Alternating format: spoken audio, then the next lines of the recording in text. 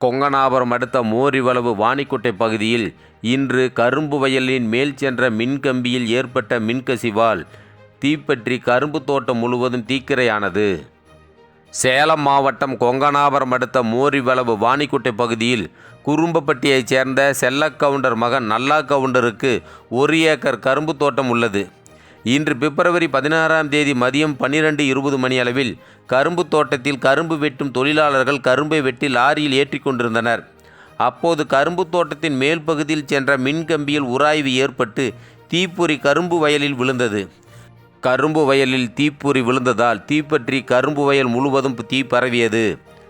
கரும்பு வயலில் தீப்பற்றிய தகவல் எடப்பாடி தீயணைப்பு மீட்பு பணித்துறையினருக்கு தெரிவித்ததன் பேரில் எடப்பாடி தீயணைப்பு மீட்பு பணித்துறை நிலைய அலுவலர் ராமன் தலைமையிலான தீயணைப்பு வீரர்கள் விரைந்து வந்து தண்ணீரை பீச்சி அடித்து தீயை அணைத்தனர்.